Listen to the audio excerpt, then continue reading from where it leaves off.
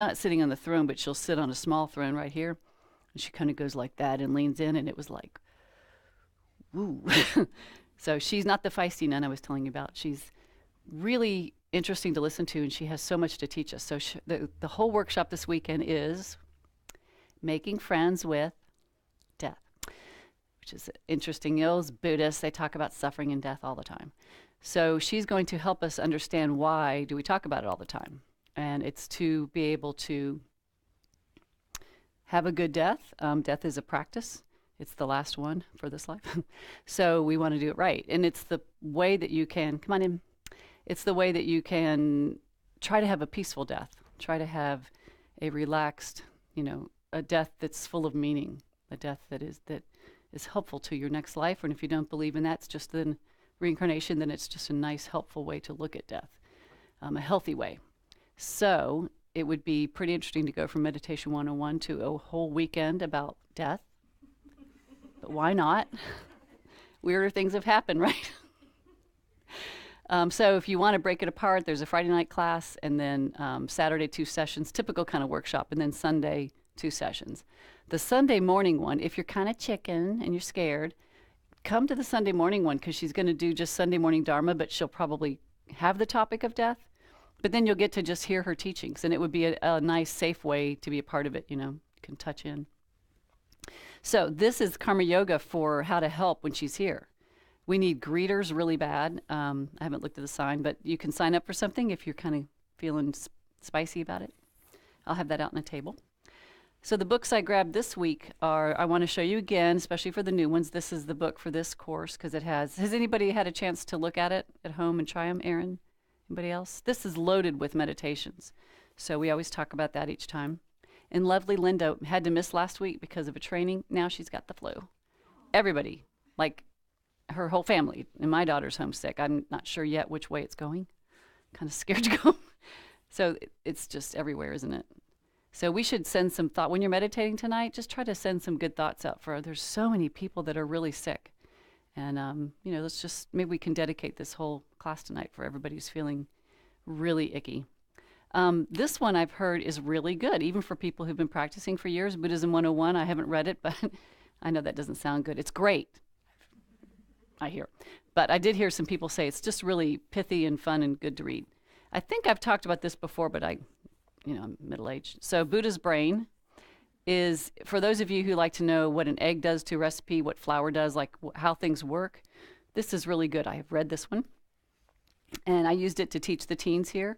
So it's good for them, like ways to say, this is what's happening in your brain, and hopefully it will change soon. So when the amygdala forms. And then we're going to use this one tonight a little bit. So this is one, it's advanced, but what the heck.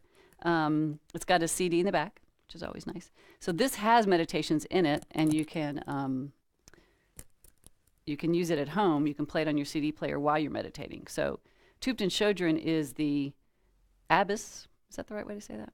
Yeah. She started an abbey. It's the only nunnery in the United States. I don't think we call them nunneries, but what the heck. It's for nuns. But I guess lay people could, maybe it's not just for nuns. It might be for everyone, because you can go try out being a monk or nun. You could go for 3 months and become a monk for 3 months. Take the vow, shave the head. I'm not sure if you have to shave the head, but and wear robes and see what it's like. So it's a really cool idea for people who want to ordain. But you can also go out there and do retreats in Washington State. And she's one of the famous teachers in the U.S., been a nun forever. So we're going to talk about a little bit from that tonight. All right. Anybody have anything last they want to talk about with the toilet paper debate? The new people are just going to have to stay in mystery about that. Okay. Let's see where we're going.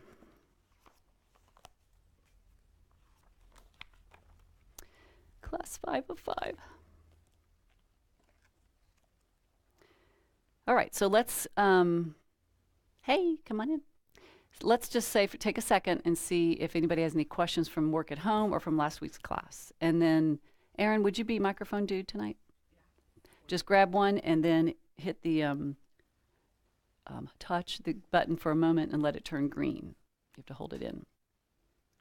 If somebody has something juicy to say. Got something? No? You're just hoping somebody has something juicy to say.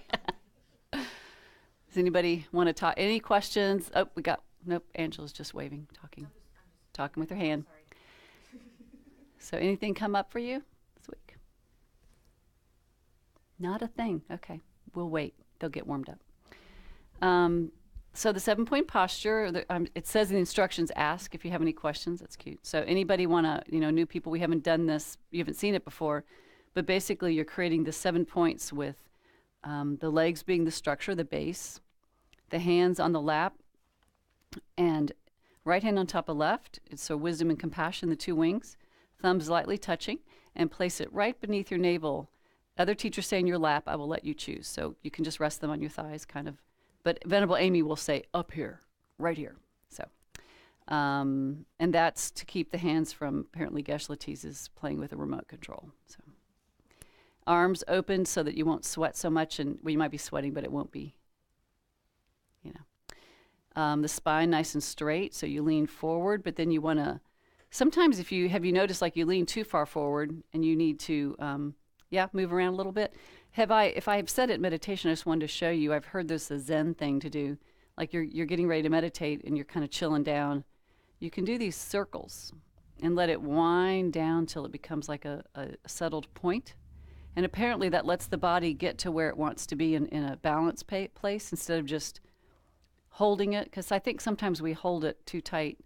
So you can even lean back a little and go, wow, I'm leaning back too far. I'm holding it too. Try to find a place that feels like you're settled. And have any of you felt a little bit of settling, sitting more and more? Yeah? Feeling it, I call it chunking down. Okay, the head is lifted not in the chin, but with the back of the top of the head. So if a marionette was pulling you up right here, if you do it from the middle of the head, it tends to lift up the chin. So if you do the back of the top of the head, you'll get that gentle, chin will come down just a touch, and the head will lift up. The mouth is just lightly closed, and then you place the tongue on the roof of the mouth to prevent, they learn well. We're all like 5-year-olds, aren't we? We like that. So it's just the placement of the tongue. And this is, when we're doing this, it's also for longevity, because if you're learning something, you want to learn how to do it the rest of your life. Because if you were just going to sit a little bit here and there, you wouldn't probably have to maintain such great posture, but you're really trying to cultivate it as a habit. And then the eyes, we encourage you guys to try lightly open, because you can see the Buddha's eyes are lightly open. If you've done it forever, it's hard sometimes to open. It feels really distracting, but I encourage new people to try that. So have you guys found it to be okay? Like you can have them open? She's like, no. A little distracting? A little distracting. So for those of us who have the tendency towards excitement, it can help to have your eyes closed.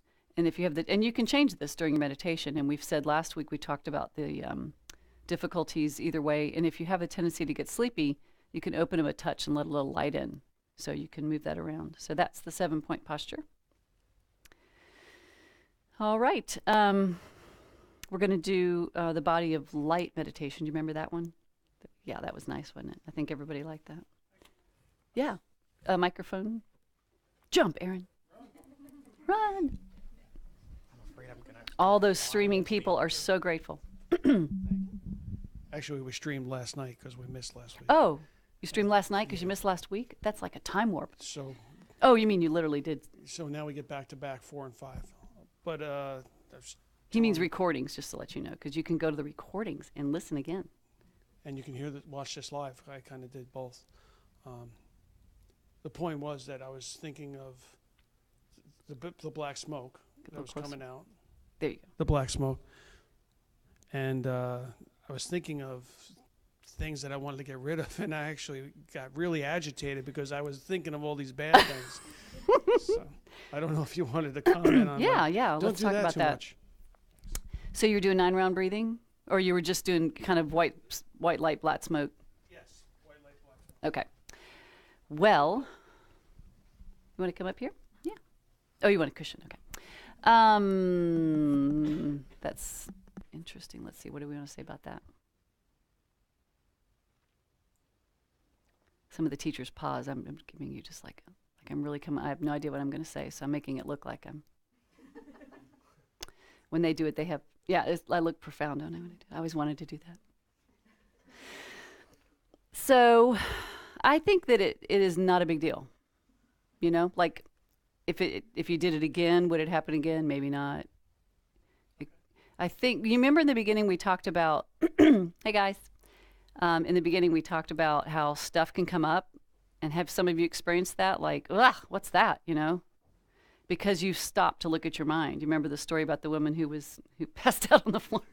She'd never been so calm. So I think that stuff just starts coming up, and it's what happens in the beginning, and it probably won't be a sticky problem for you, but it can be shocking, right? Like, what's all that about?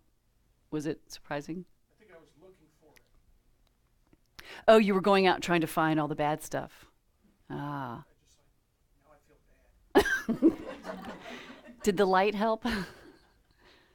Not it didn't counteract enough. Right? I did it again this morning. I feel better. Okay. You know, you can.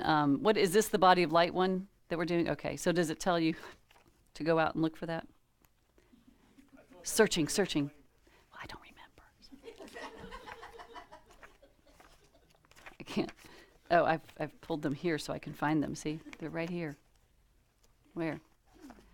Aha. Just where I could find it. Contemplating. I always like those noises, and they can be like boogie noises or whatever. They're funny. Cell phones are. Think of all the problems, negativities, and hindrances. Is that the one? So you just went and you found them. But did you see have completely vanished? 10 minutes wasn't enough. You just went way too far back in history, right? Okay. Does anybody else have anything that they wanted to add to that? Like, I don't have to be the only one. Aaron? Are you He's got sure the that microphone. that stuff you're inhaling, it's not going to disrupt like the energy flow or Right. somebody else's vibe? Somebody always asks that, and it's a very good question because it feels really gross to be going, have my negativities and hindrances. You want to think of them as like dissipating. Like send them out and let them just go, whatever works for you, but try not to think of them like Linus, you know, like hovering over you. That's not the point. So it won't harm anybody. You're just letting it go and it dissipates. Do whatever cool thing you want to do with it, like imagining it. What's the word for that? They can't see that. You know. Well, they can see it, but they can't hear it. Evaporating. Just like letting it go. And yeah, you had a. Like the bad thoughts I was thinking about was kind of like the clouds that you were Mm-hmm. saying, like, or the thoughts that you were observing. So for me, it wasn't like I was actually seriously like thinking about the problems. It was like they came in and then I just let them go. I think that was like part of mine. So I wasn't really like sitting there. So you grouped them together, negativities like that. You mean Kind like- of, I guess I could just like a thought and then it left, and then a thought and then it left. So like every breath that we were thinking about was like a different thought. Kind of like how you say, like whenever you're observing, you know, a story or, you know, potatoes. right. That's kind of like how I did it. So I wasn't sitting there, I guess, Yeah. dwelling on it. Dwelling yeah. would be the difficult part, right? Yeah, I was digging instead of just letting it come. So he said, I'm going to speak digging instead of letting it come. So letting it just kind of flow and flow. Okay. Anything else about that? All right. Let's assume the position then and do a little meditation. So for the new people, this is just a way to say, now get into your position, and then when we're done, you can relax again.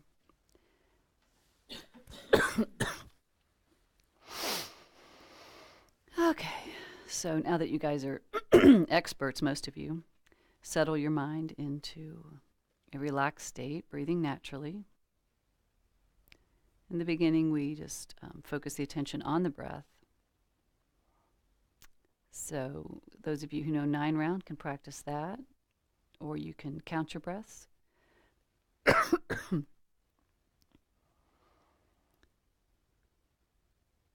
You can also just focus on the sensation of the breath at the tip of the nose or the sensation of the body breathing. And this is to literally help you concentrate and focus and settle.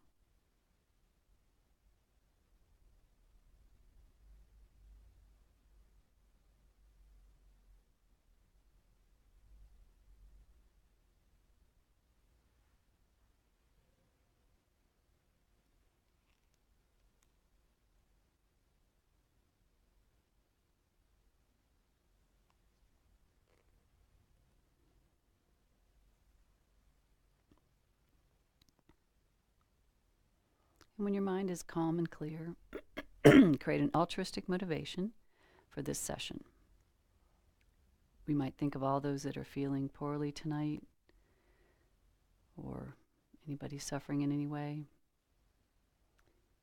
and think that we're not meditating just for our own benefit, but we're taking the time now to meditate, develop our minds to become wiser and more kind and able to be of benefit to all beings. So visualize in the space above your head a sphere of white light, pure, transparent, and formless, a little bit smaller than the size of your head. Stay with this visualization for a few minutes, concentrating on the presence of light. And don't worry if it does not appear sharply. It's just a feeling. It's good to feel enough to feel it's just there. Very pure, very bright.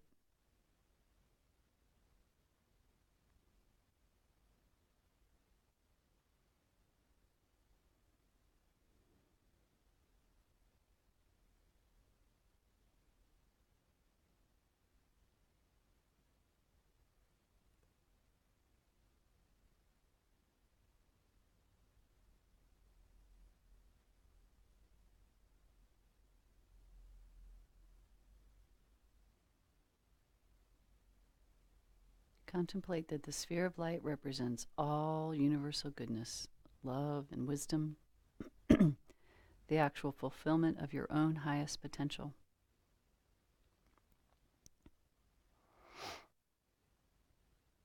And then visualize that this light decreases in size until it is a small, bright sphere about 1 inch in diameter.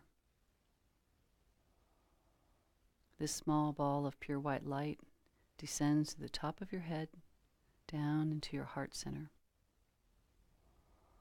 And from there it begins to expand once more, slowly spreading to fill your entire body.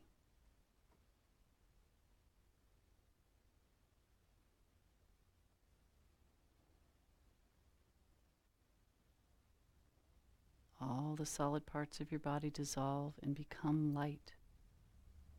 Your organs and bones, blood vessels and tissue and skin all become pure, formless, white light. Concentrate on the experience of your body as a body of light.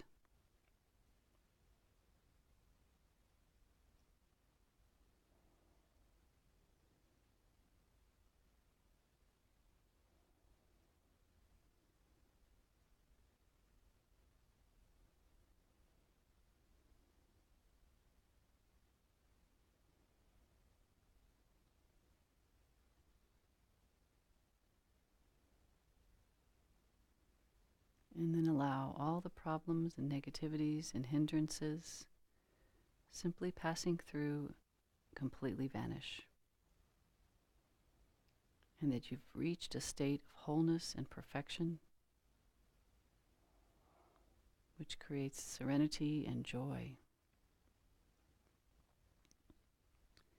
If any thought or distracting object appears in your mind, let it dissolve into the white light.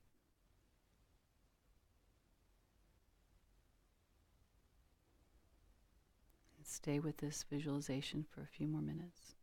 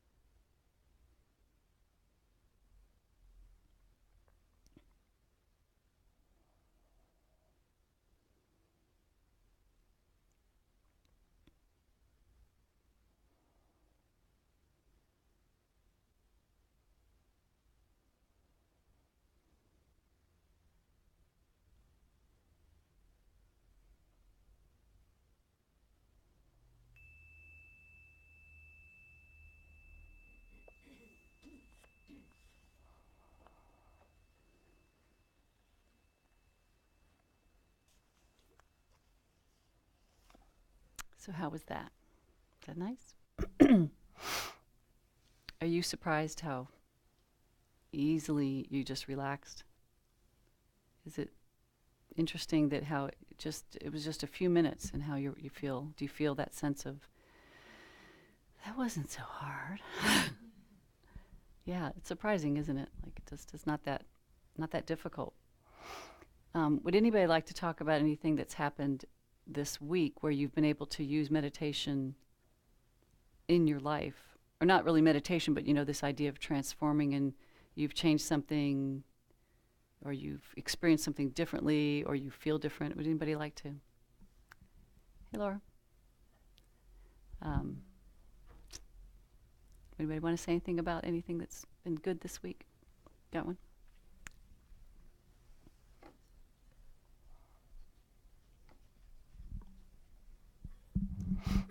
Hi. Yesterday, I was in a very agitated mood in the evening because too many things were rising in my head, and immediately I started sitting in one position and I started concentrating on my breathing. I think it kind of immediately brought my mind under control a little bit, because as much as what it was before the meditation, and I took about 3 to 4 minutes just to calm myself and get into that mode, I felt a lot different, like as if a magic just happened. Wow, that's great. Yeah, so it was, and that's when I started to get into that purity medication, and then, whatever the negativity was just bothering me so much, I just started letting going in a black smoke kind of a thing, and then I took a deep breath and I felt a lot better. And I continued to do that today morning. It was like, everything's fine. So That's I beautiful. didn't have to, that was one big transformation from yesterday to what happened to what it continued with me today. I think I'm in a very better state I was today compared to what I was yesterday. Great. Yeah. That's wonderful to hear. Yeah.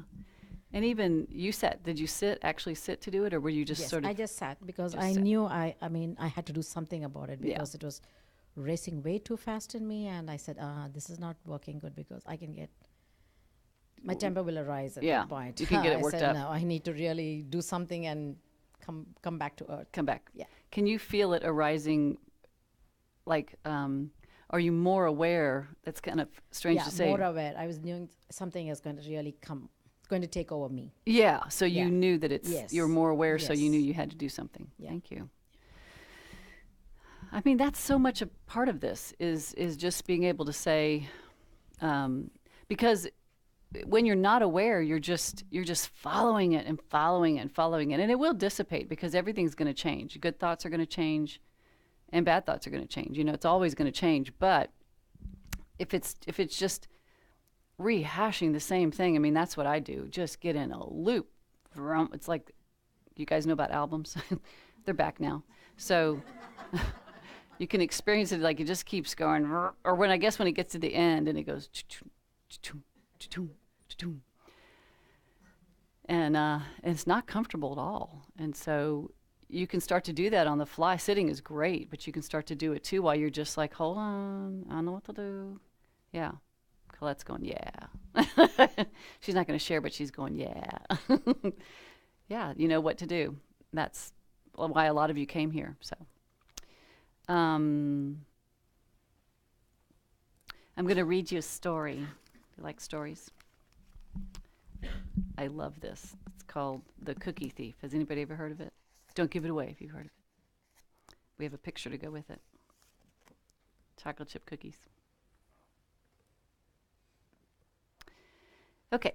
You just have to listen. You don't have to meditate if you don't want. A woman was waiting at the airport one night with several long hours before her flight. She hunted for a book in the airport shops, bought a bag of cookies, and found a place to drop. I realized eventually, oh my God, it rhymes. Took me about 2 years to figure that out. She was engrossed in her book, but happened to see that the man sitting beside her was as bold as could be. It's better when it rhymes. Grabbed a cookie or two from the bag in between, which she tried to ignore to avoid a scene. So she munched the cookies and watched the clock as the gutsy cookie thief diminished her stock. She was getting more and more irritated as the minutes ticked by, thinking if I wasn't so nice, I would blacken his eye. With each cookie she took, he took one too. When only one was left, she wondered what would he do. With a smile on his face and a nervous laugh, he took the last cookie and broke it in half. He offered her half. As he ate the other, she snatched it from him and thought, "Oh, brother. This guy has some nerve and he's also rude. Why he didn't even show any gratitude?" She had never known when she was so galled, and sighed with relief when her flight was called. She gathered her belongings and headed to the gate, refusing to look back at the thieving ingrate. She boarded the plane and sank in her seat. Then she sought her book, which was almost complete. As she reached in her baggage, she gasped with surprise. There was her bag of cookies in front of her eyes. "If mine are here," she moaned in despair. The others were his, and he tried to share. Too late to apologize, she realized with grief that she was the rude one, the ingrate, the thief. Isn't that cute? And shocking? Do you feel like, ah? Yeah, she's just going, ah! So you want to go back and you want to say, "I'm so sorry." So another thing that you can think about, this is the idea of you just don't know really what's happening, right? Perception is if we were at, did we say this before about reaching your hand in a bag? Maybe not. So if you're at an airport and you see, let's say I'm sitting here and this is not my purse because I'm a guy, so that makes more sense. And it's not a man bag, so it's a purse. And I reach my hand in and I grab $5 and I kind of look away and then I put it in my pocket. And you're over there going, "Oh my God, the woman that was sitting here, she got up for a second and he just stole $5 and you don't know what to do. Should you go up and say something? Like, it's really uncomfortable, right? Well, what if that's my mother and she said, "Honey, get $5 because I owe you that. I took it out of your wallet last week," or something. And he was reaching in because he forgot it. He went, "Oh yeah, I got to get the $5." And he looked away because he heard a cry or a sound or something, and he just looked away and he put it in his pocket. You don't know what's going on, right? You have no idea what's going on. And so you have to watch your mind all the time because we jump to conclusions and we jump to stories. We jump to want to save. That's the hero wants to do something to fix everything. But we just don't know. So if you can take that information like we just don't know and extrapolate that, or just imagine that just spreading out, like you really just don't know basically anything. We just don't know what's going on with anybody. We don't know what their story is. Like if someone drove by and they rolled their eyes, it might not be at you, right? You have to think driving, just going, "It's not about me." Leos have a very hard time with that. Who's a Leo? Oh my God, am I the only Leo in the whole room? Starting to make sense now, isn't it? So we think that things are about us. We make stories up. We do all this. So it's another way to try to look at life and saying, "I don't know the story." It doesn't mean we wouldn't try to help somebody, right? If somebody's choking or dying or something, we would want to help.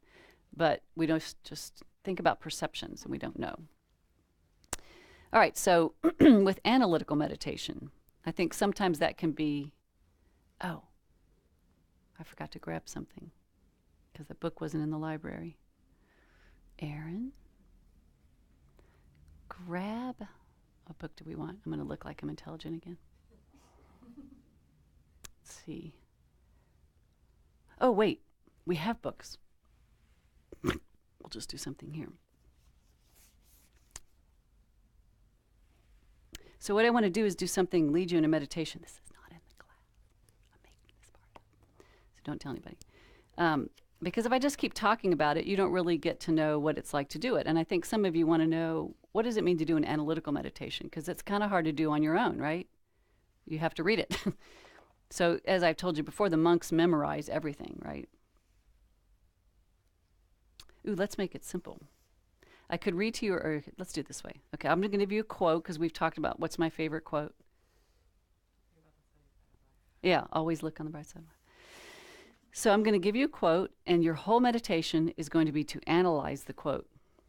Don't worry about your breathing. You're trying to focus not just on anything in general, but on the words. You get to do your own type of analysis.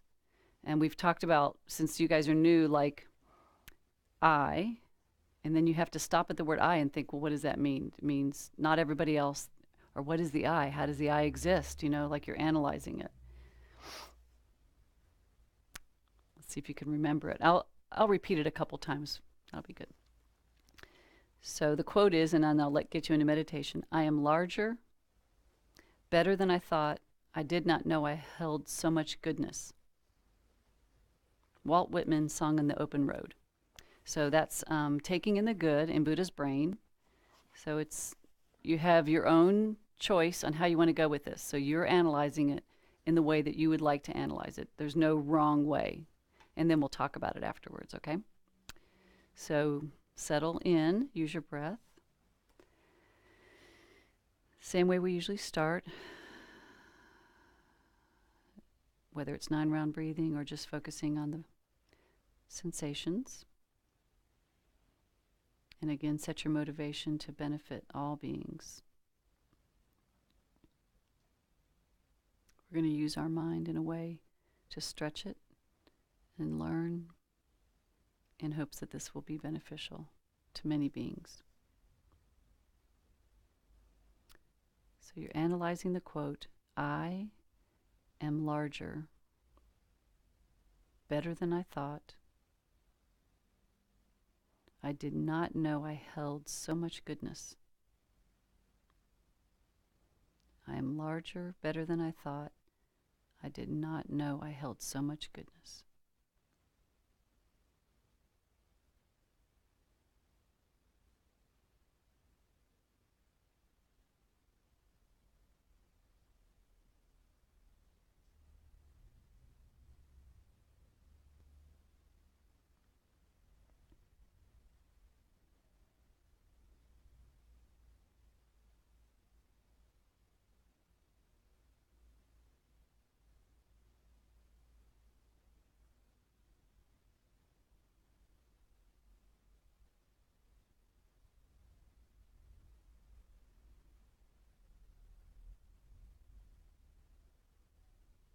I am larger, better than I thought.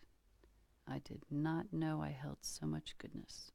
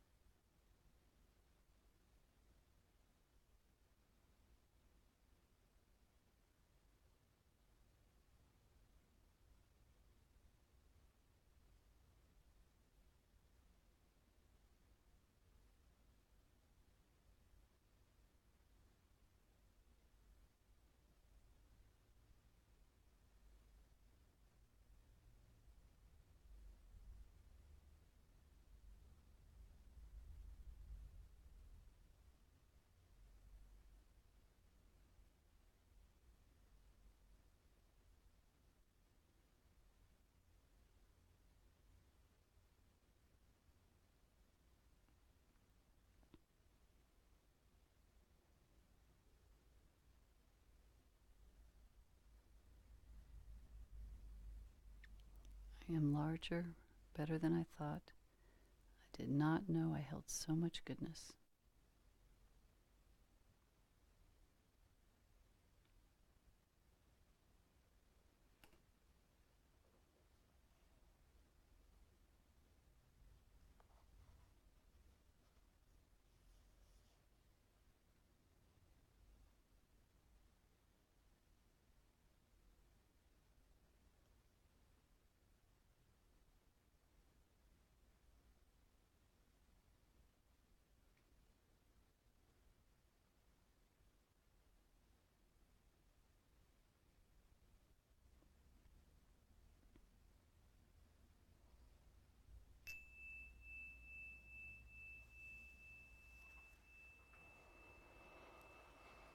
Just a brief one.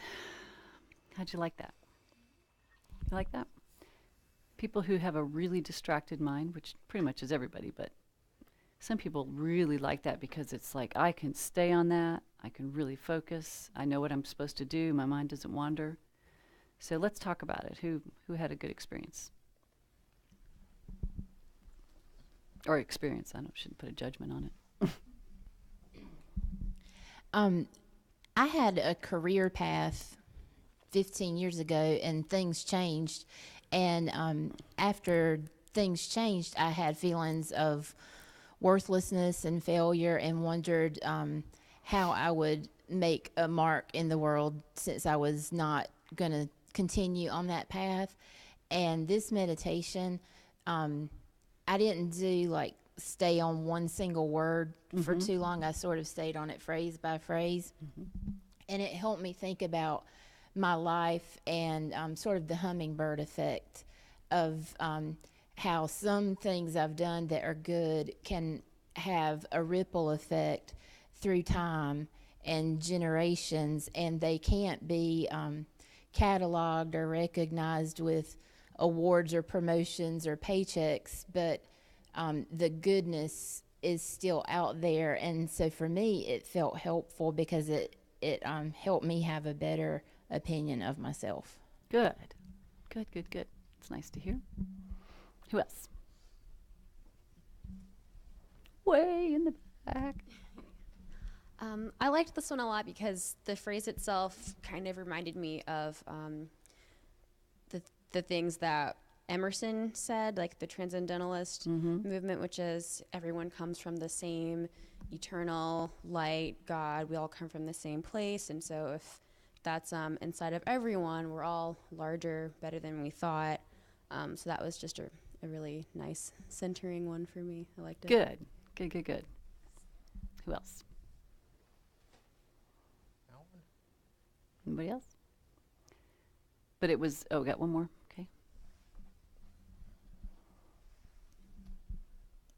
Earlier today, I was kind of like really directly devalued by two people in concert, and so it was like a great gift, of my karma from the past or whatever it is.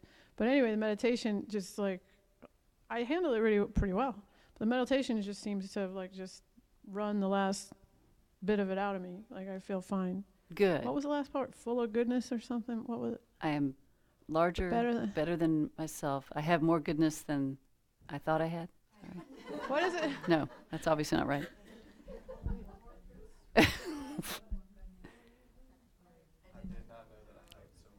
I did not know that I held so much goodness. Thank you. That's Tibetan. I did not know. Yoda style. I did not know.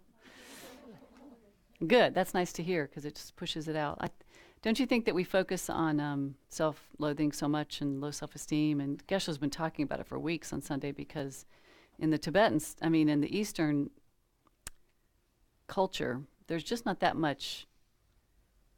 There's different things, but there just isn't that much talk of the way the Westerners talk about themselves. So they don't understand us. They look at us like, why do you guys hate yourselves? I'm like, why would you even think about that?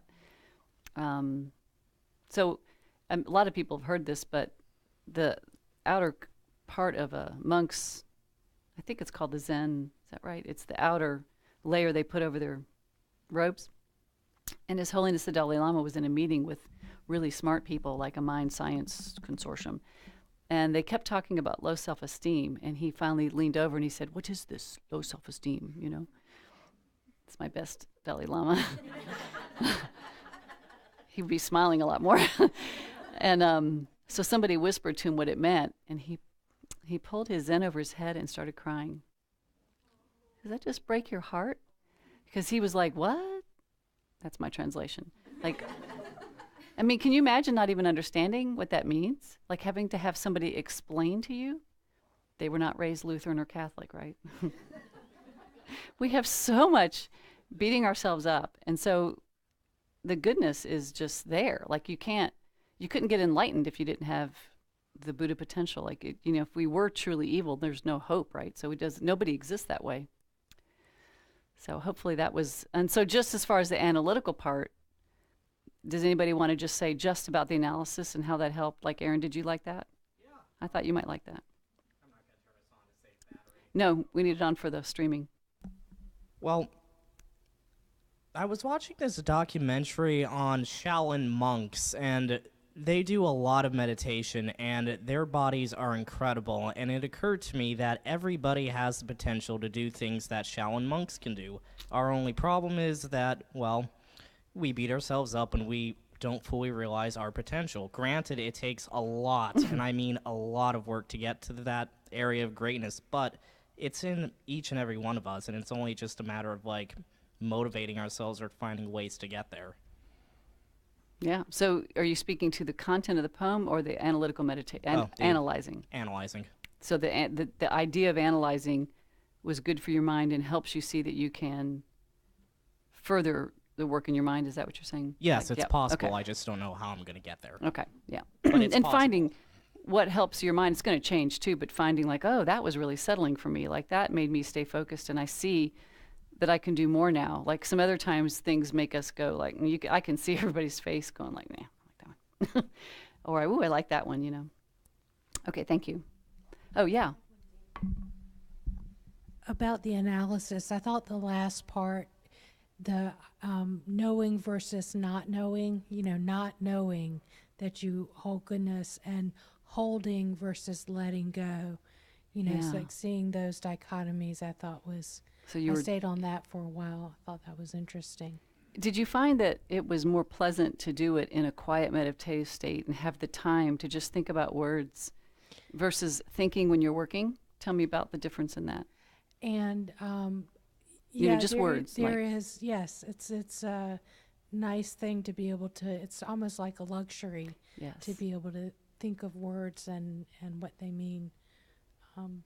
Yeah, thank you. That's in the Lam Rim, the graded path, the gradual path to stages of enlightenment. One of the first things they talk about are leisure and opportunity. And I was thinking about that one day walking in the woods. Like, was I telling you that last week? That's a weird way to say that. It just sounded so odd.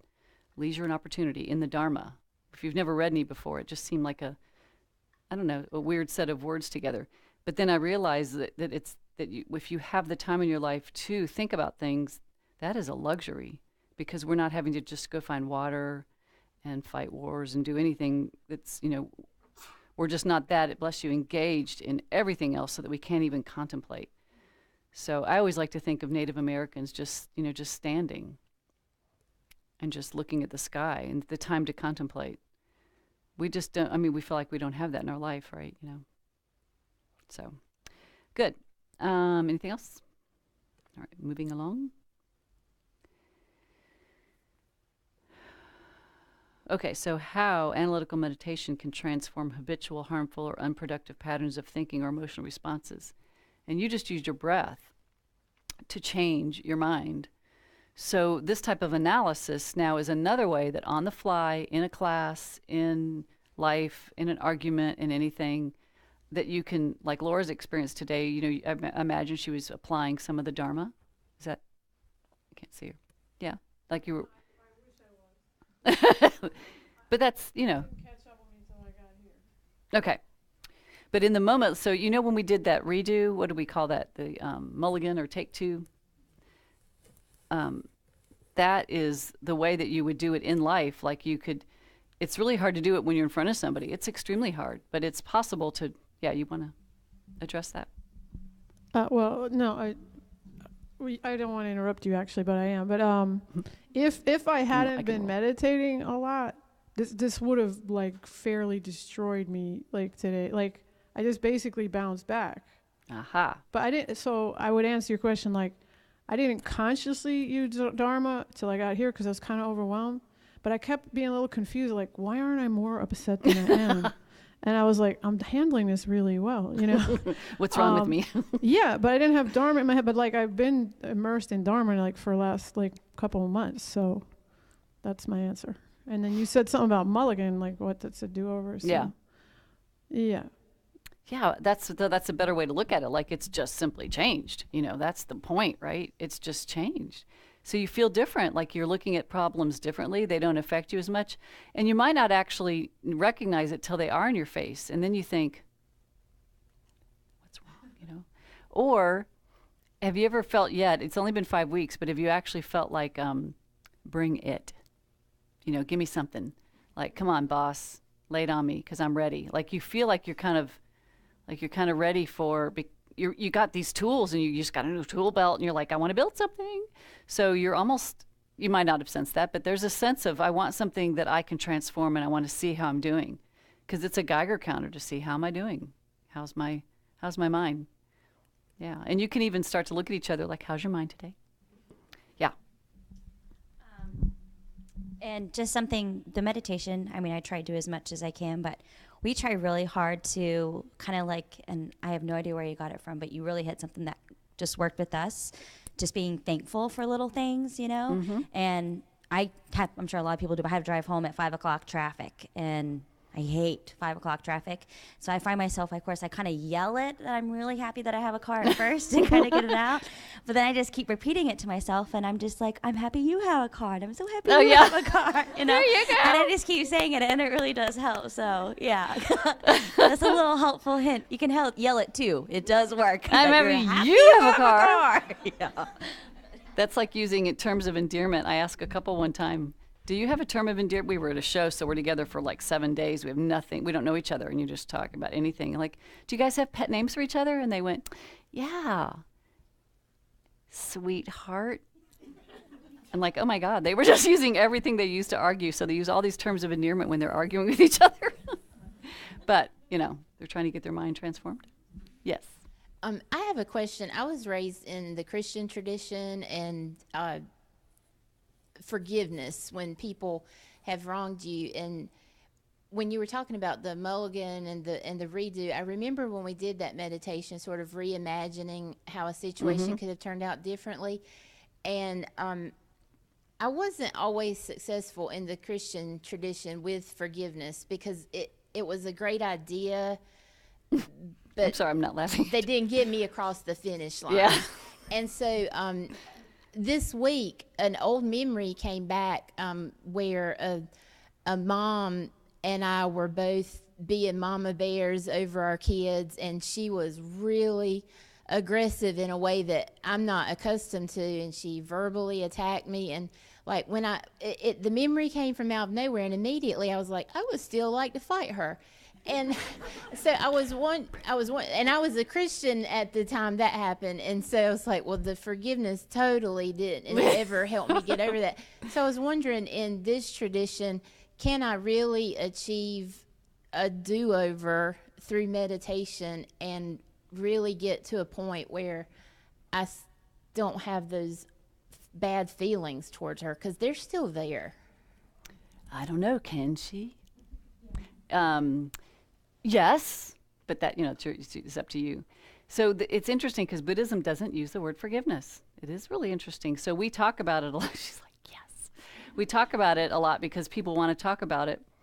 It doesn't mean it's not there. It just means there's not the word for it. So when you're transforming it, it's like it's already not a problem because you've transformed it. So it's like it's almost like it's dissipating. And the goal, we talked about, like, you've got a little tiny paper cut and you lose your arm.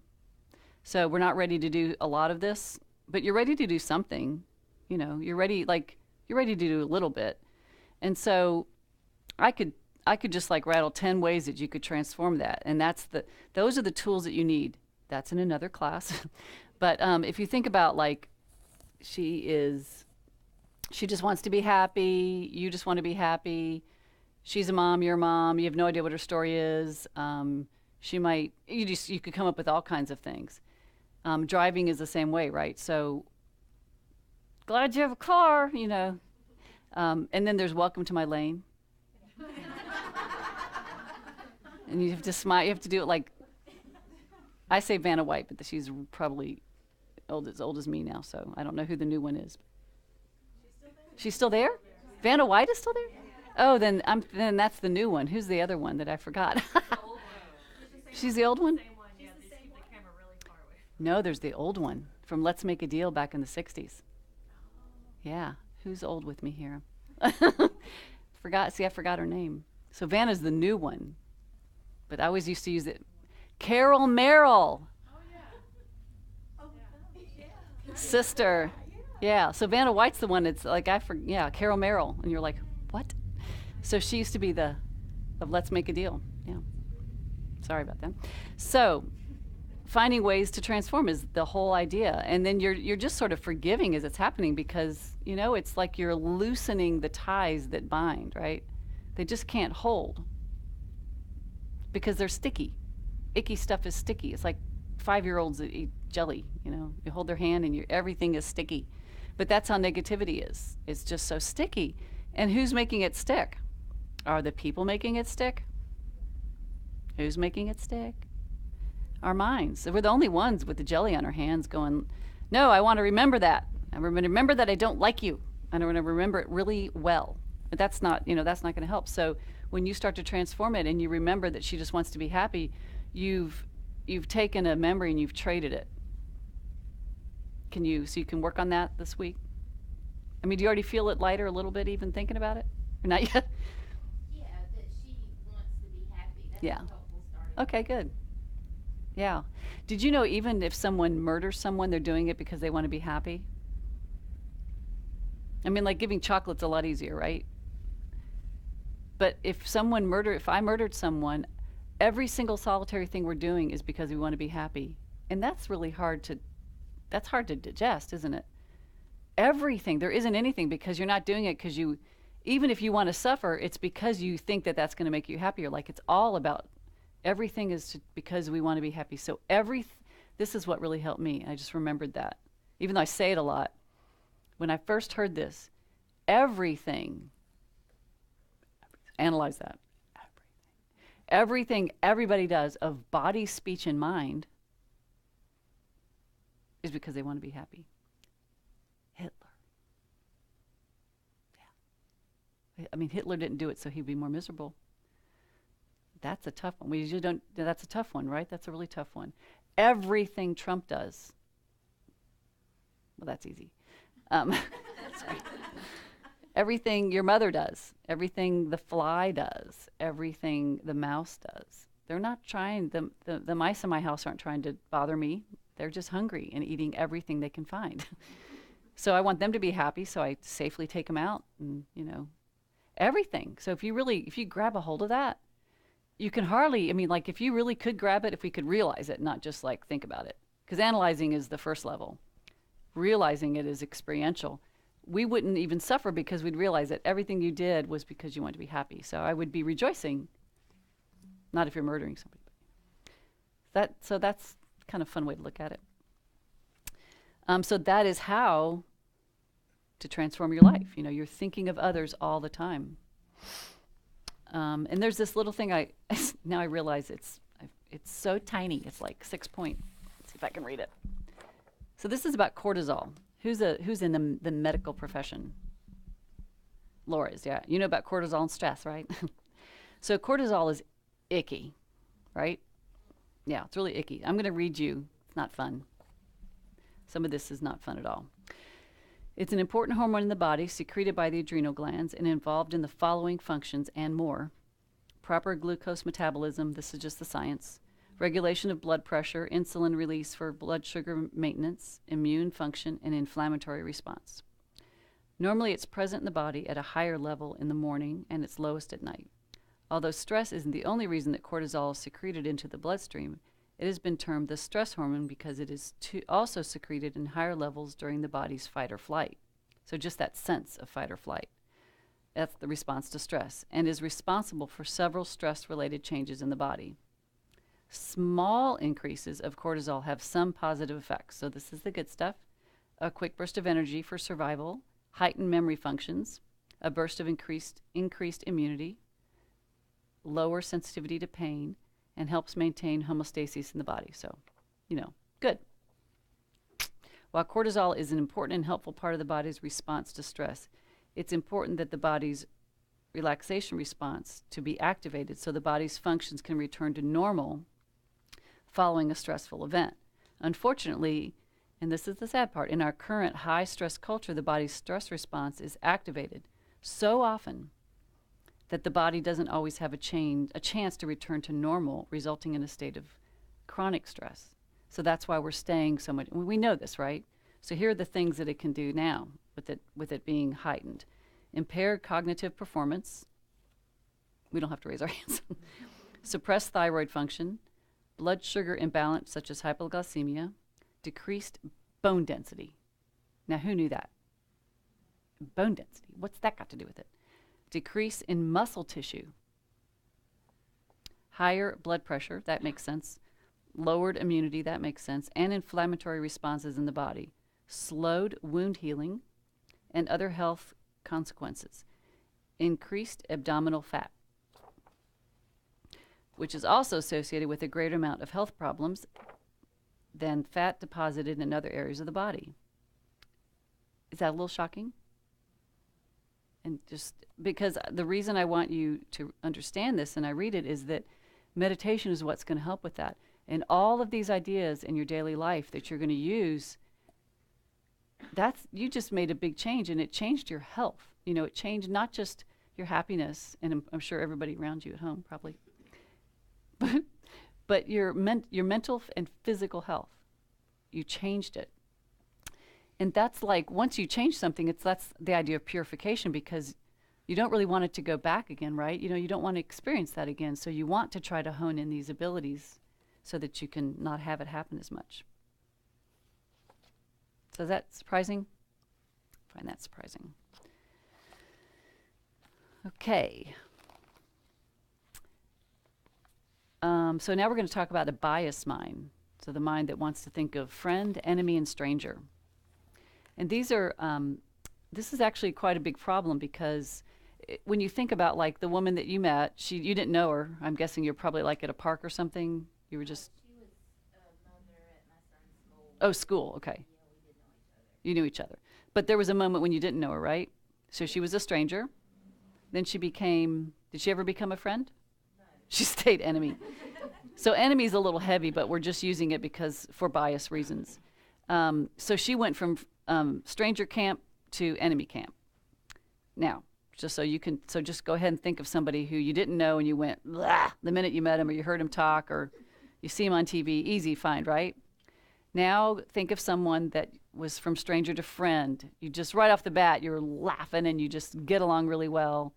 I met my business partner at the DMV line, cracking up, making jokes, and we became business partners from that. So, you know, that was like stranger friend. And then there's stranger friend. Takes some time, right? And there's stranger enemy. Takes some time. And then friend, it's always got to start with stranger. Stranger, friend, then enemy. Not very fun, kind of sad. And then there's stranger, enemy, friend. So that you don't like them, and then you realize, oh, I was really reading that whole circumstance. What about a frenemy? Yeah. Someone you just love to hate? No, like where you actually hate each other, but on certain, right? That like on certain like. You get along on a issues, certain. It's like, we're gonna be civil. We're not gonna be friends, but we're gonna be civil. That way we. Politics, nah. Other things, talking about riding a bike, okay. Talk about politics, blah. Yeah. Well, then once you work with your mind, that's the whole point. Then they can just move out of that camp. They're moving, and they're just moving. So. That's part of it. That's just merging, right? So start to see these things as merging and know that they can move. So now the people that you have, they're all your friends, they can do something so simple and become your enemy. So simple. And it can be like, boom, they're out of your life. And sometimes you don't need to make them an enemy, but sometimes you need to have distance. It's part of a practice to be careful the people that you bring to your life so that you aren't constantly. You know, the way I like to say it is, if you can practice, go towards, and if you can't, move away. So if you can practice, go towards. If someone's driving you nuts, start your tools, use your practice. And if you lost your practice, move away a little bit. If you feel like I want to try again, go towards. Lost your practice, come back a little bit, because you got to keep your mind healthy. No one's ever telling you, go towards, go towards, go towards. You can do this, transform it, just do it better. That's not going to help. You're not doing it right. I mean, that's not what this is about. It's play with that line. And, the goal is to, of course, eventually, hopefully, we're all friends. We're not there. We're never going to be there in this lifetime, I can imagine. I'm not going to be there. There's people who just get in your space, right? So that bias, though, is creating disharm to your own mental state. So you're the one that's going to suffer from it because you're holding some close and others distant. We can't hold all close. It's difficult to do that. And they arise from habitual patterns in aversion and attachment. So the definition of attachment, does anybody, I don't know if you guys, if you haven't had definitions yet. So I don't know if, Colette, have you heard the definition of attachment here? The party line definition? Okay. It is exaggerating the good qualities. So I've met her class, like you walked in the door and I saw you and I thought, oh, I recognize her, but I didn't know you. And now she's doing some volunteer work for us and now like, oh, I love Colette. You know, she's now in the friend camp. She was a stranger, now she's friend. Hopefully she will not move to the enemy camp. Which would be my mind, right? So because now I'm exaggerating your good qualities because I know everything about you. I think you're wonderful. You might have some negative qualities, but I don't know them yet. I mean, not yet. I don't know them. So, I mean, you know, she's still human, right? So aversion is exaggerating the, if attachment is exaggerating the positive qualities, what's aversion? Yeah. And you are exaggerating them for some people, ex-husbands, ex-wives. Exaggerating. People that really bug you, if you were to just take it down a notch, are they really bugging you that much? You know, like you're exaggerating. They don't exist that bad. You know, does that mom, let's use that mom, is she always like that, probably? No, I mean, Does she have moments? she was loved in her child as fiercely as I was loved in mine. Yeah, so you can see the love there. And so that's like, you can witness that, and then that can soften the heart, which is what Venerable Tendron always says. You're trying to find the things that soften your heart so that you can find the sweetness. I mean, it doesn't mean you're going to invite over for tea, probably. But could you imagine a day where if you were together more and your mind was in a better place, that you could become, like, could you ever even imagine, let's don't do lunch yet. What can they do? Walk. Could you ever imagine taking a brief walk with her? I think it would be helpful because we did. Oh, she's already transformed it. I mean, we clearly have or I have unfinished business. You may not remember me. She probably doesn't have any idea. And let's say if she did knew that she crushed you or hurt you or whatever, she might actually be, she might enjoy that, but she might be crushed if she knew that she hurt you. There's a lot of people who have no idea they're walking around just crushing, right? They don't really mean to do that. They have a personality that has a tendency towards that. So if you can even imagine it, that's light years, right? That's a beautiful feeling. That's forgiveness because you can see it change. That's why that's so powerful. If you can see the change, oh, you could be the change. Just made that up. It's a little bit from Gandhi, but. All right. So discuss the nature of the mind, of equanimity and the benefits of God. We did that. So something I put in here let's see, it's right here, to read page 50. Let's see what that is. I was like these old notes, like, how does that relate? To remember my mind. I'm going to shorten it. We're running out of time. So, and how did that relate to this? We'll just trust old Jill that she knew what she was talking about back then. So while the breath works well for some people as the object of meditation, when cultivating concentration or serenity for others, it doesn't.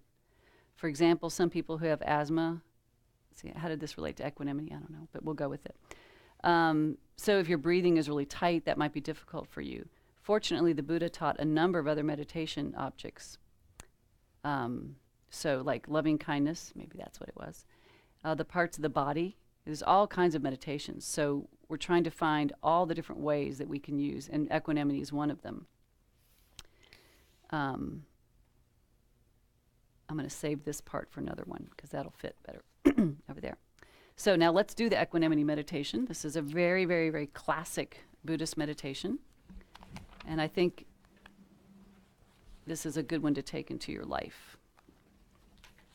I don't think I know. That's a good one to take into your life. Okay. Everybody comfy? Oh, and for new people, if you're sitting against a chair, I forgot to mention, lean forward a little bit so that you don't use the back of the chair, so that you train your back to be nice and straight. Okay, focus your attention on your breath. Let your mind settle, let your body settle.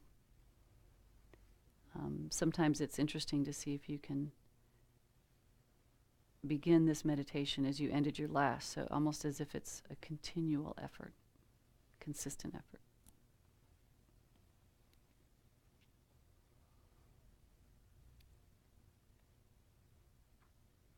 As you settle, generate a strong intention to do this meditation in order to overcome self-centered bias and judgments and to develop the mind of perfect equanimity and balance towards others. So imagine in the space before you. Now, try not to get too caught up on this. Just think of someone you like, someone you dislike, and someone you feel indifferent towards. Indifferent might be somebody that you saw passing in the street or opened a door for you, but you don't know them. Keep these 3 images in your mind throughout the meditation.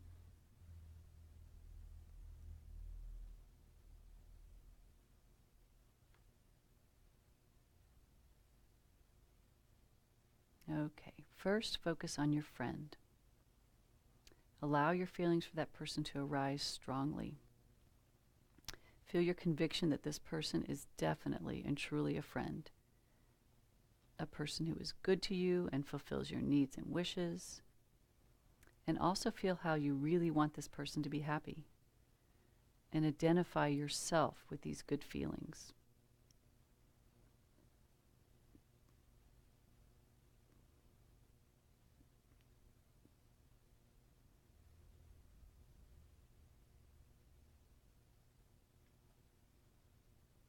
Now shift your attention to the person you dislike, who's not kind to you. They do not satisfy your needs. They annoy you and make you angry, hurt you. Regard this person carefully and look carefully at the feelings you have about this person.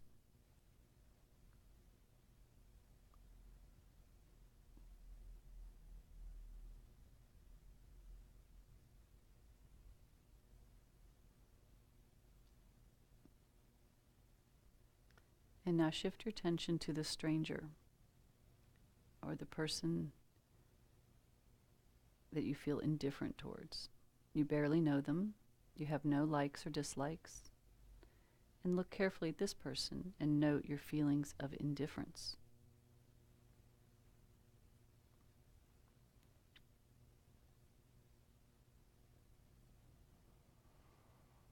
Now consider and recognize that the nature of your relationships with each of these 3 people and the labels you've put on them are based solely on what they do or don't do for you at this point in time.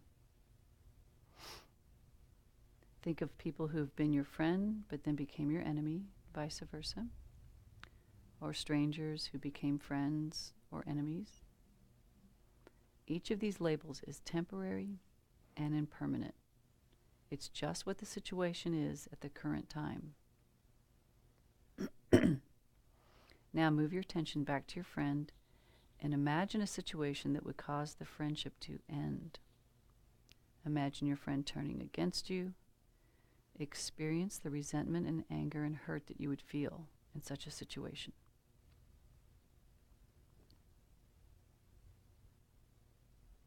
And as you imagine this, do you still feel warm, friendly feelings toward the person? Do you still wish them well? Do you still want the person to be happy? Now, where is your friend? And remember that this person was not your friend before you were acquainted. Just recognize how easily it could cease.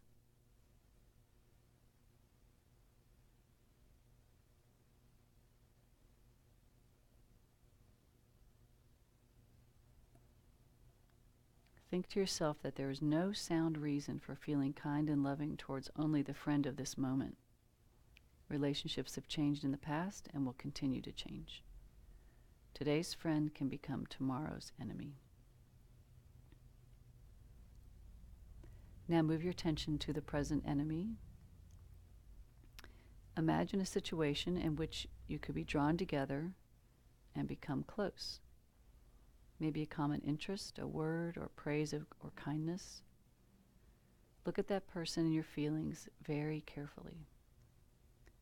Are they softening, becoming warmer? You can learn to feel warmly towards your enemies. This has happened before and will happen again. Why do we hold so strongly to the concept that this person is definitely enemy?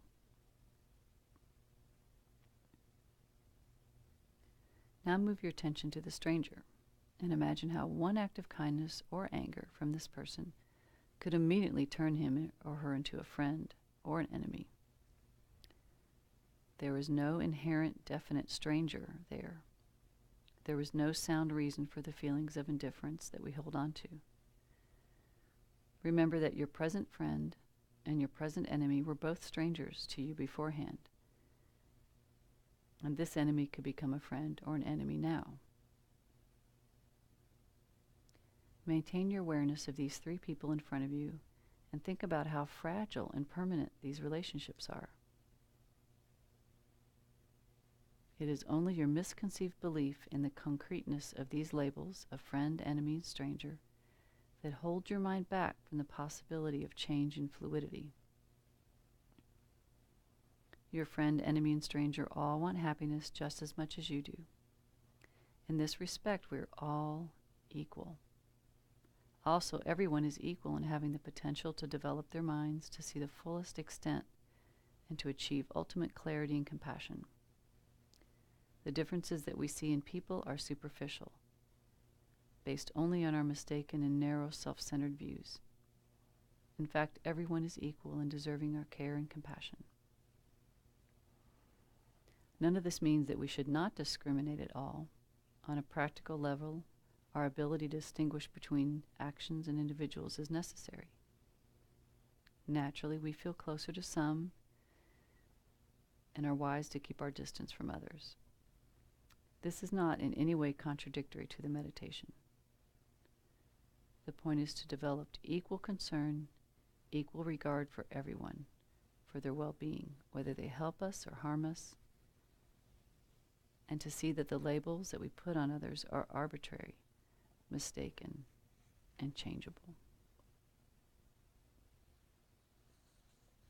And then dedicate your positive energy and insights to the well-being and happiness of all beings.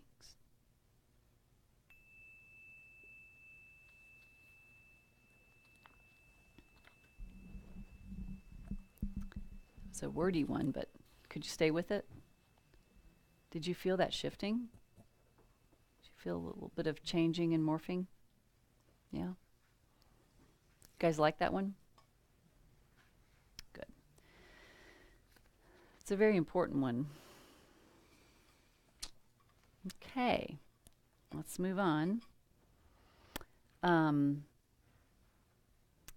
So I have to read page 30. So now we're just going to end with talking about how to establish a long-term practice. And some of the things she said is meditate every day, preferably at the same time. The morning is best because the mind is fresher and not full of thoughts and feelings. Some people can meditate in the evening, and that's fine, although it can be more challenging. However, don't think, I'll just take care of this little thing and then go to meditate. Guilty of that. Because before you know it, you've gotten involved in a lot of activities. By doing your practice first thing in the morning, you are setting the stage for what will happen the rest of the day by cultivating your good intentions. In general, having a regular schedule of when you wake up and meditate, eat, and go to sleep is helpful.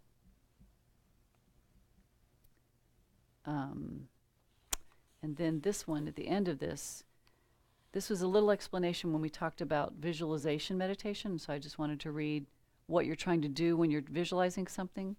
So if you were looking at this Buddha, and your eyes are, you're going to look at it and then closing your eyes if you were doing the meditation. She said, here we do not try to see the Buddha with our eyes, but instead see him in our mind's eye. And so the way that I recommend trying that is if we said, imagine your first grade room or your bedroom when you were little? And do you get an image right away? Something that you can hold on to the past, like it exists somewhere, and it's almost like you could point to it, right? Like it's in the middle in there. That's your mind's eye.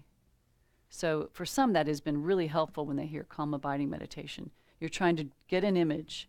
So let's just say you were doing the Buddha. You want to try to see that in your mind's eye. So if you close your eyes, can you just recreate that? For some people, it's really crazy difficult, and for others, I was trying to see it outside of myself, and so I was having such a hard time visualizing it out here. But when I brought it in, like that first grade room, I was like, oh, it's right there. It's inside. So that can be really helpful for some.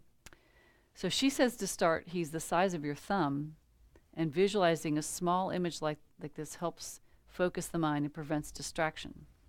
You may want to look at the statue or painting of the Buddha before your meditation session in order to remember the features.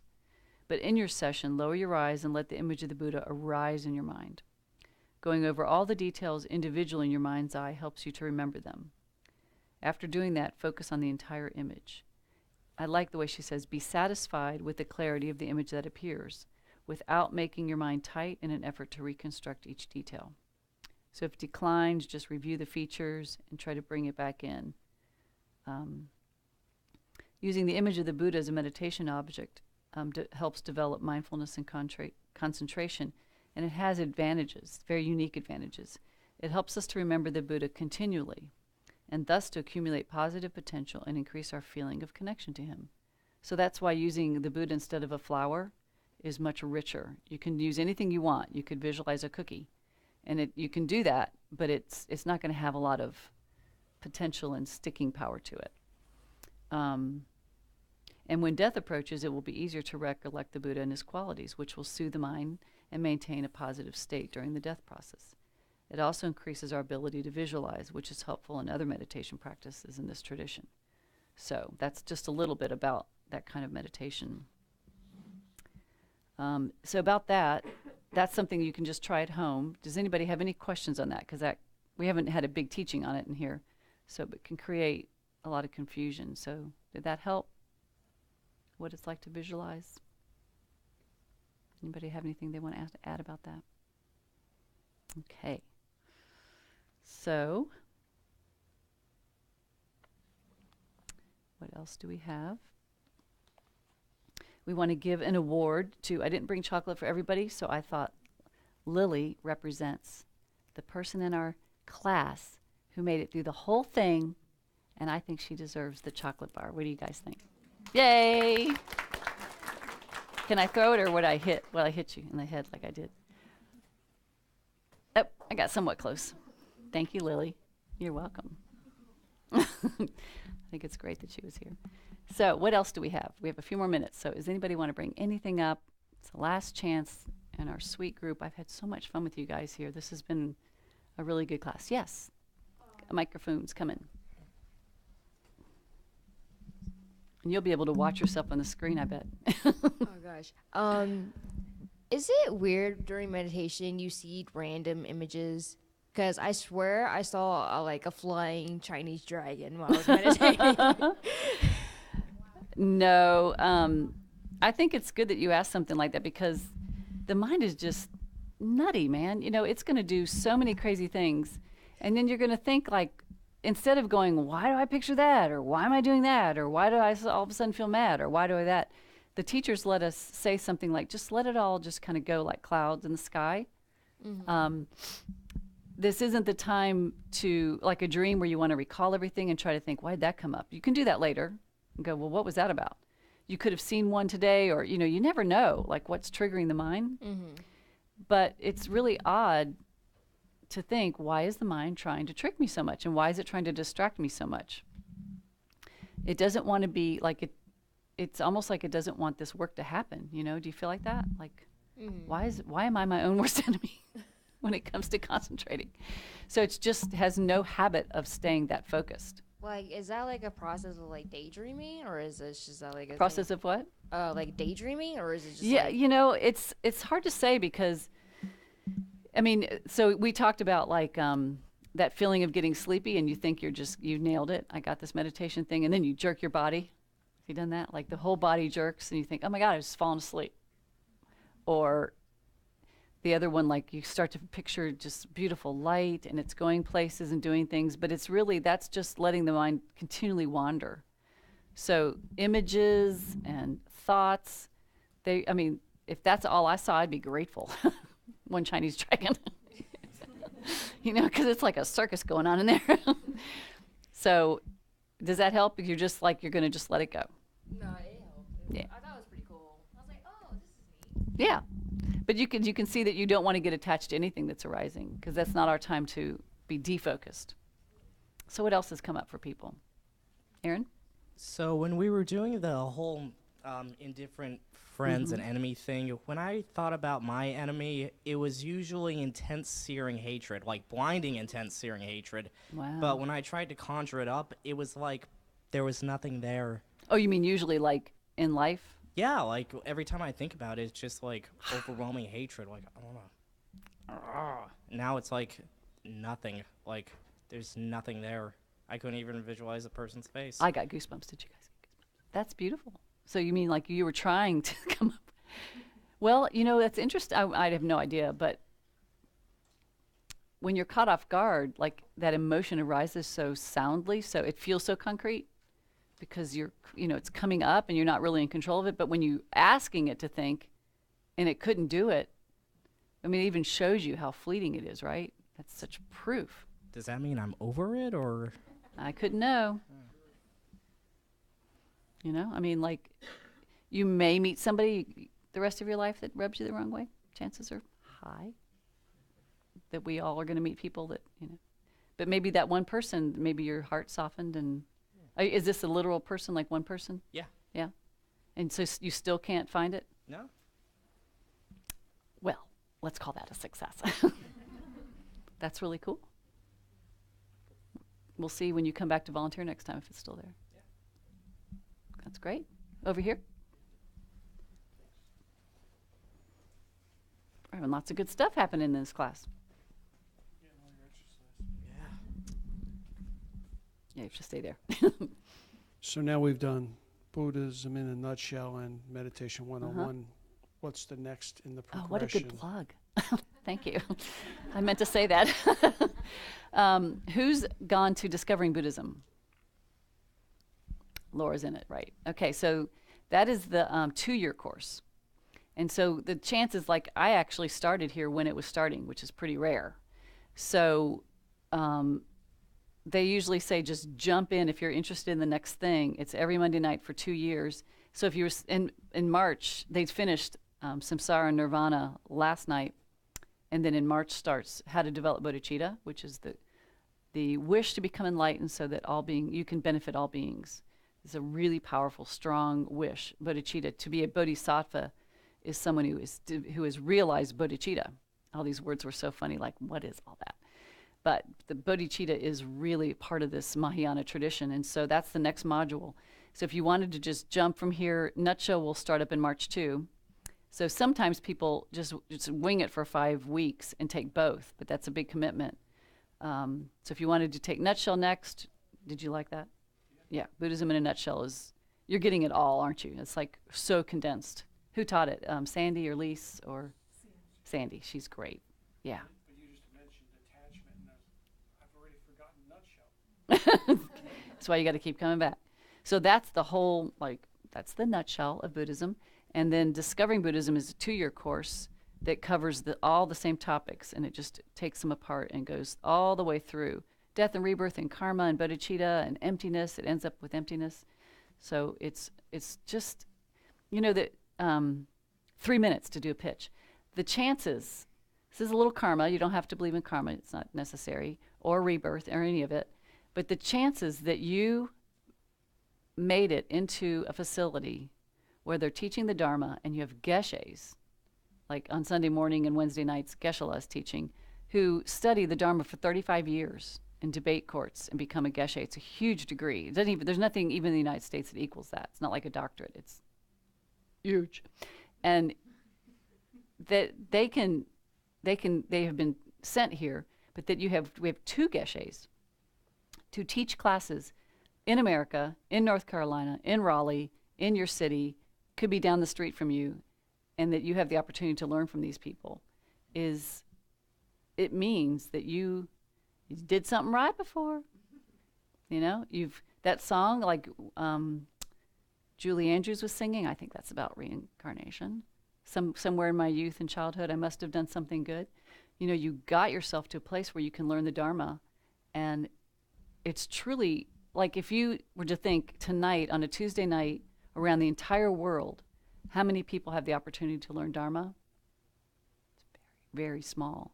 And to learn it in English, very small, in their language. Because like Geshe can go to teachings in Rinpoche, and Rinpoche is Tibetan, and he's teaching in English, and Geshe can hardly understand his broken accent that's his own language. You know, like you can have all these karmic barriers to learning the Dharma. And you live in a city where it's just right here, and we're practically spoon feeding it. And so all you have to do is show up. And when you think, I don't really feel like it tonight. But if you really ingest that, then you can't think, this is something that can change my life. So thank you. So Discovering Buddhism is the next course. When you finish that, then the Wednesday night class, Geshe just picks different topics. And so you can come to that, but you can stay in the beginner courses for a while. And then eventually go to the 5-year course, which will just blow your mind. That's like, it is so heady. It's really, really, really fun. I know. It's very different. Being Lutheran, that's a lot of learning, a lot of theology and things. So I think that relates for me. But like in the 5-year course, you're learning Lojong. You're literally learning what is the definition of mind, and what is the first moment of mind, and the next. You're learning all these technical terms, and then how to use it to understand emptiness and things. So you're taking it apart to the nth degree. You have to even register for those classes. Everything else you can just come to, but you have to have done some of the basics to be able to handle that emotionally. So Sunday morning is really a lovely way to come and just meet everybody. There's usually like the whole Gompa's full. It's very active in children. It's quite lovely. And then Sunday morning at 9 is meditation's been going on for years and years and years, and they just changed it up about, Aaron and I were talking about this morning, like maybe 3 weeks ago even. So now they have muffins and treats, and they go out and talk, and all of a sudden there's like 25 people that are coming. I've never seen 25 people here for meditation. So I don't go to it, but I don't think it was that well attended. So now it's getting some steam. It's creating community, which is beautiful. So that's at 9 on Sunday mornings, and 10:30 it's the teachings. And then this weekend is the workshop. We always have workshops going on and visiting teachers coming in. I just did the banner for February 17th. If you're game, there's we're going to start doing, I think, 6 practice days from 9 to 3. So it's an entire day of meditating. You get up, you get down, you get up, you get down. But it's on renunciation, February 17th. So, and you can pop in, but it's really best to commit to the whole day for the teacher and for yourself. So you've seen our calendar probably online. And then you can get these meditations online too. Have you guys found that? The practices, you can print them off, do that kind of thing. So I'm going to close with reading something cute that my daughter, she's 17 now, she's homesick, with the rules of Happy Land. So let's see, I put on here, how old was she? I thought I wrote it on here. Maybe 8 or something. She was in a class here. Number 1, nobody in Happy Land is allowed to hurt another person in Happy Land or to be mean to another person. Number 2, nobody's allowed to spread rumors about other people that are not true. Number 3, use only kind words. Number 4, don't do something to somebody if they do not say okay. Number 5, no killing animals unless you are very hungry. And that includes bugs. Number 6, no stealing or taking things that are not yours. 7, don't yell if somebody has a headache. 8, no teasing. 9, be respectful. 10, do not show off. And 11, everybody has to smile at least once a day. Thank you, guys. I have really, really enjoyed being with you. So thank you so much for coming and sticking with it. You're welcome. Peace out.